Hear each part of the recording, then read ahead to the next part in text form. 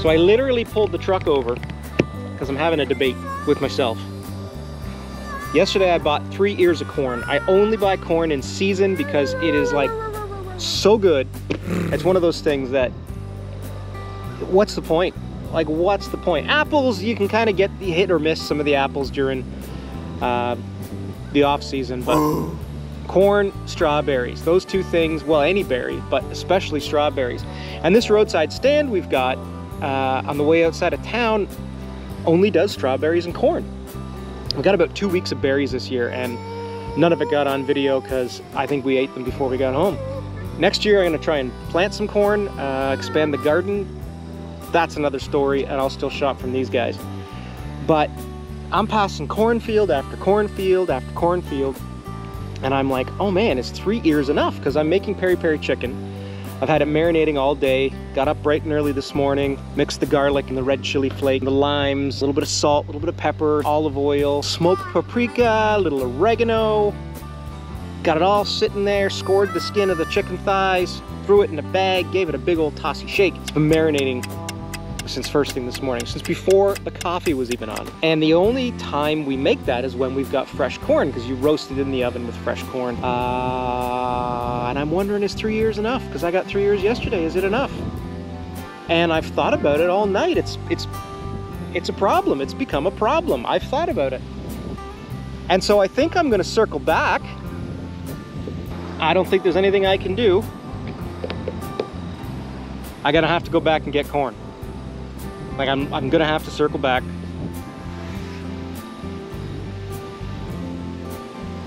Nothing I can do about it, man. That's just the way it is. I'm gonna go buy too much corn, and that's just the way it is. What can you do? I can't do anything.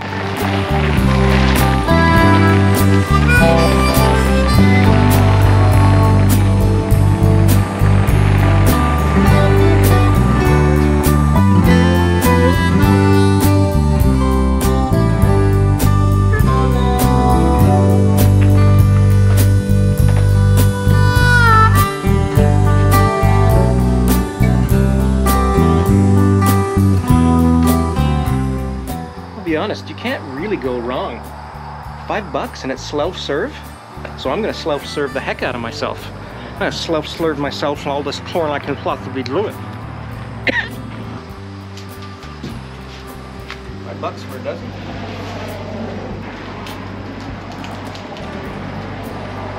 It's far too much corn.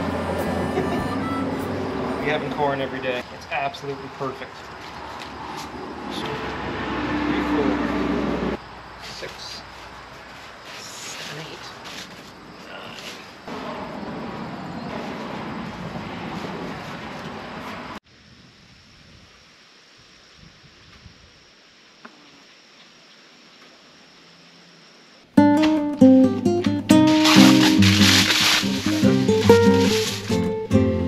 Oh, goodness.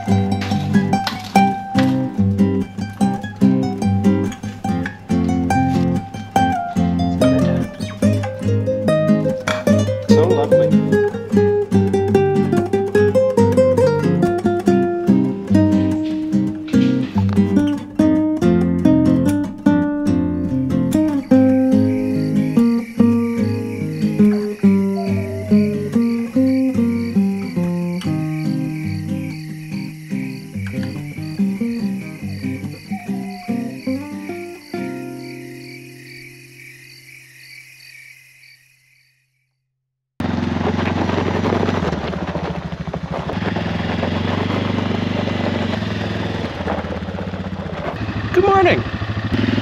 Family's having a little ATV adventure today. Hopping on the quads, gonna do a few 100 kilometers of riding. Starting out on this old logging road here. Mainly used now for people to just get into camp. It's not maintained, and sometimes we have little obstacles along the way. Oh, I don't know. Something like this. We have had some crazy friggin' weather this year, and the amount of trees that have come down have been something fierce. So here I am, being a genius and trying to see if we can navigate our way through it. Maybe I shouldn't have taken my chainsaw off.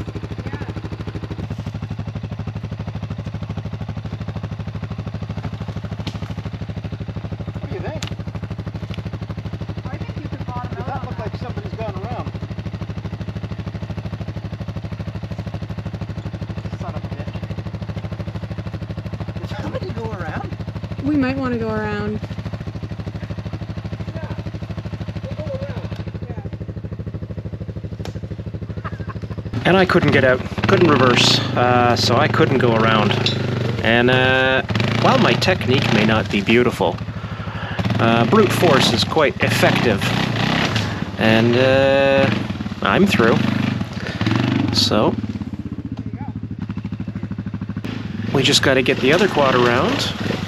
And we're hitting up just a bit of the bush around the side of the trail.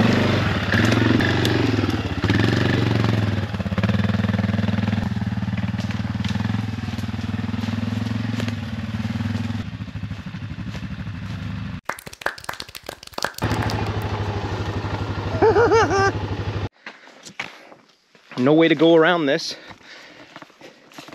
Can't go around this without messing stuff up.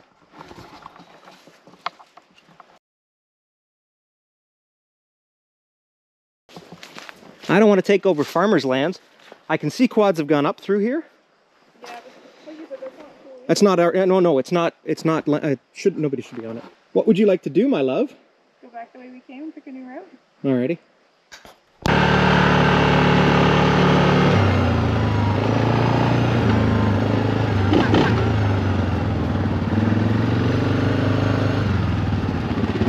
You want to follow me?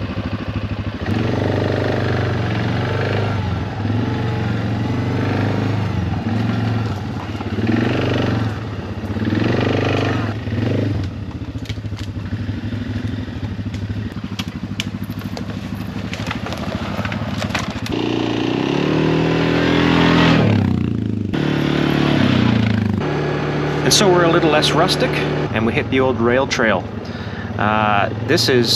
It's about 100 kilometers worth of trail, and through Kawartha Lakes, and then it goes on and on and on. And it's a pretty wild spot. No more trains here. Just quads, sleds. See them on the log? Turtles, horses, people out walking their pups, people on bicycles. It's a wonderful thing that we've got around here.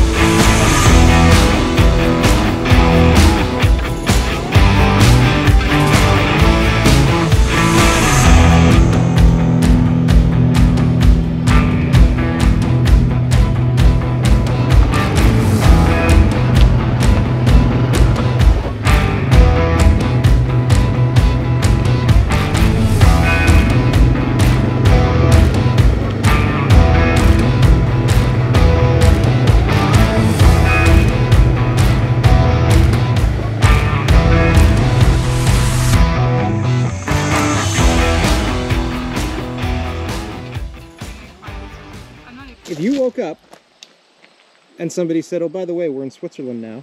Yeah. The, honestly, add some cowbells, and this is exactly the same as when I climbed Uetliberg in Zurich. Beautiful piece of property. Beautiful. And it's like, it was this quiet until you came around a corner and there was just all these bells ringing. And then a million cows. Maybe not a million. Hundreds. Hundreds of cows with bells. Hundreds. That's a lot of cows. Thousands and thousands, nearly 500.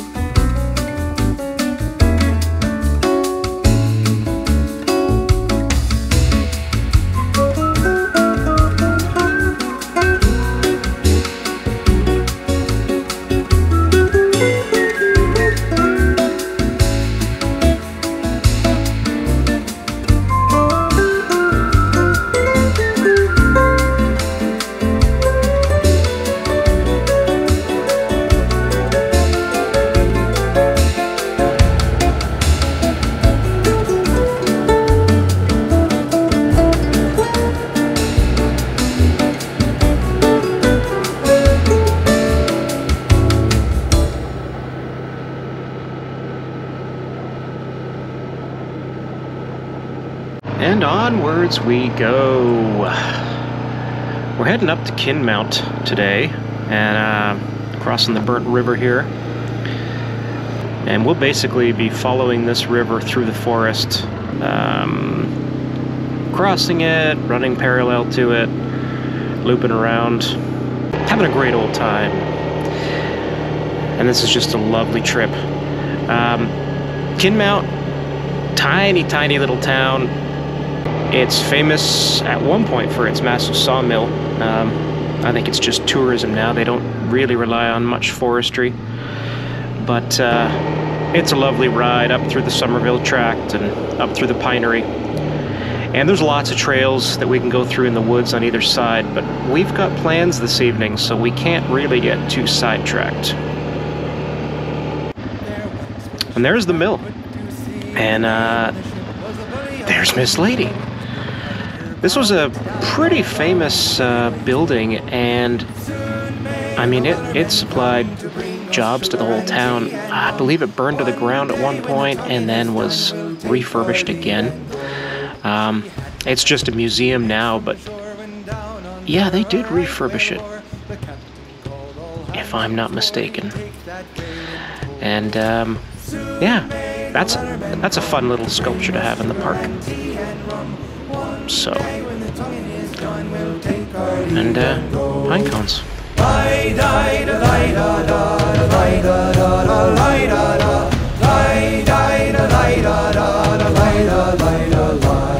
Before the boat had hit the water, the whale's tail came up and caught her. All hands to the side harpooned and fought her when she dived down low.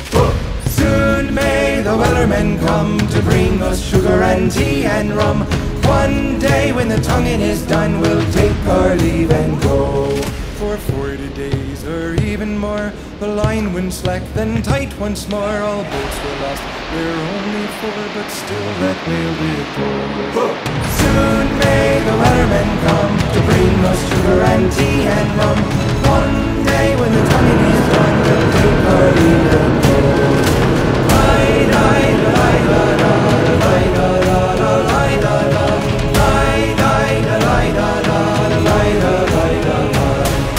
Soon may the wellermen come to bring us sugar and tea and rum. One day when the tonguing is done, we'll take our leave and go.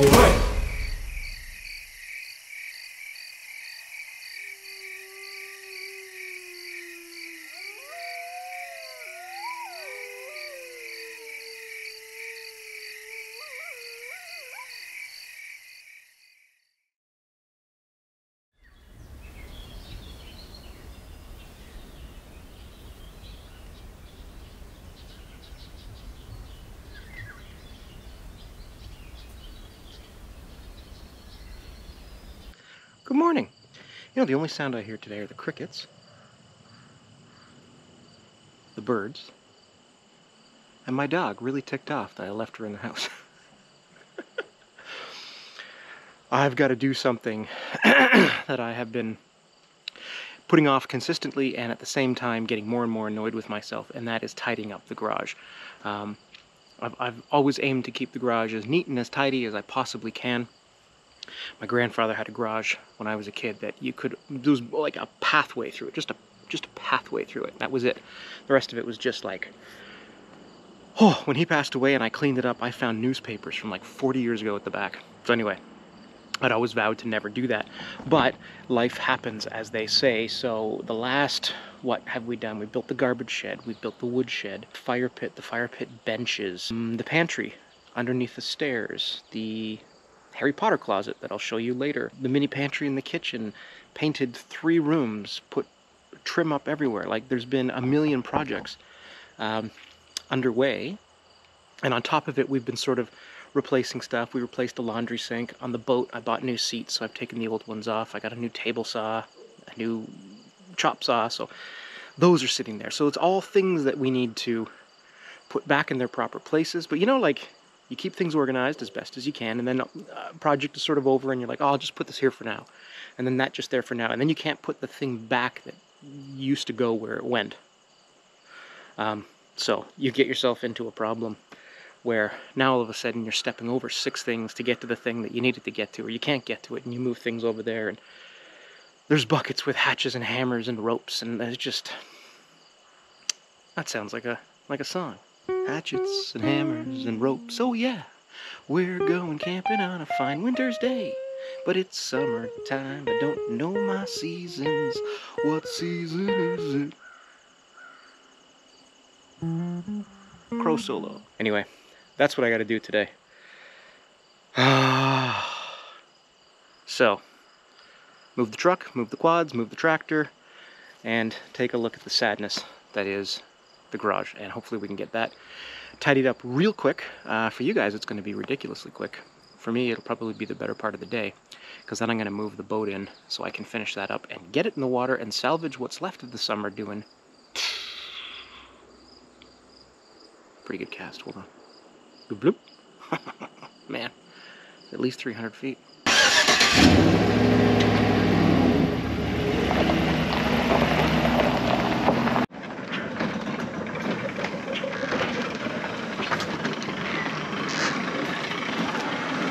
Oh my.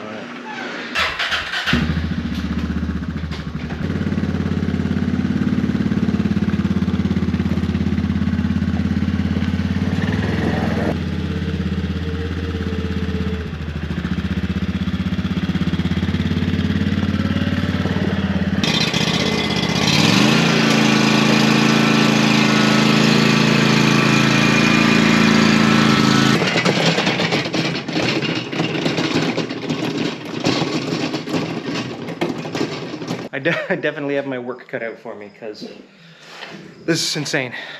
Even with the, like, I got the big toys out, you know, but they usually park over here where, you know, where the sink I pulled out is. And then my maple syrup buckets, sap buckets that I haven't even cleaned yet, so they're gonna get cleaned. And then we got the lawnmower we're gonna sell. Barbecue stuff, wood that I just haven't put up, because I bought that really nice rack. Lee Valley Tools. Oh, by the way, I brought the dog outside. Can you tell? All right. Camping gear. It's just insane, and it's been driving me crazy, right? And I've been reading a lot about anxiety and things like that. I guess one of the best ways to stay calm and to keep things simple is to just remove unnecessary anxiety elements. I think that's what we have here. Like, this is just nuts. Maple syrup buckets, the dog's pool from building the woodshed, and packing of shingles that I gotta return. 3 bags of limestone screenings I gotta return. Lumber that I gotta hang back up. Like, just tools I haven't put away. And what am I doing right now? I'm just talking about it. So, let's get this going.